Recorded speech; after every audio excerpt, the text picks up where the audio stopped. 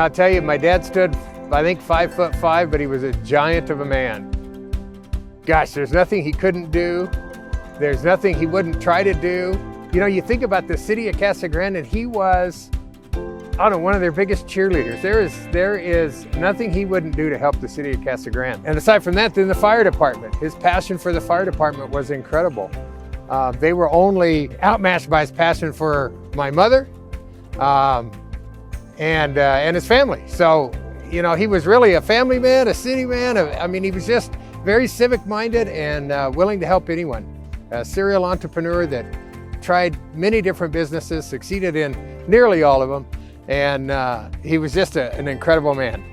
When I came back from law school then, I started working for an attorney by the name of Lavelle Harper, and the second client that came in was Gene Lehman, and Gene Lehman wanted a lease, and boy do I have a memory of that, because I sat down, I'd never written a lease before, and I write this, I mean, it's a book, it could have been a dictionary, and Gene just went right into Lavelle and says, "What is this?"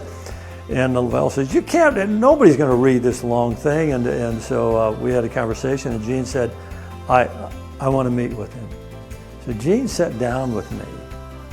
I mean, this is what I call character. Gene was a man of character. Gene sat down with me and said, "This doesn't make sense, I don't understand it, but if I could get him where he could see the value of it, keep it." And so that was the beginning of a relationship.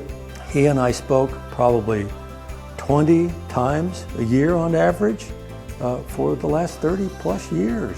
But the fact that he would take a guy right out of law school, still remember me from the fire station days, and invest himself in me, I've never forgotten that. Shortly after I went to work full-time there, I met Gene. And Gene was, he was always fun. There's a catchy phrase, he never met a stranger, because it was always, "Hi, how are you?" You know, he always made you feel warm and wonderful. And Gene would champion the cause of the volunteer person. He would bring in, they call it setups, that's the soda pop and popcorn machine and everything. And we would put on a show, we'd make like $300, $400, $500 on selling, you know, all of the popcorn and drinks and everything. And that money would go back into the volunteer fire department. Gene just loved to be of community service though.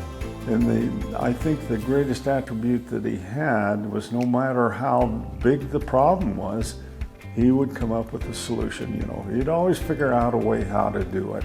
I've heard these stories for years of these names, so many of them that are gone now, but these names of people that really mentored him when he first came to this town, and they helped him grow in this town. So for him, it was really family. I think that's really the glue that kept him here, were the families that took him in and nurtured him through his whole life.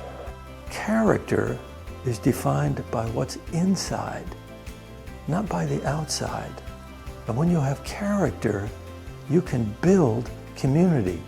Gene belongs in the Hall of Fame because he helped build the interconnectedness of this community. Well, I'm incredibly proud that he's honored this way. He really gave his soul to this town, and for me, it just makes me beam that my dad was really one of the kind of pioneers of seeing Casa Grande grow from its dusty roads to what you see today. It's just remarkable, and I'm so thankful that you guys have recognized him in this way.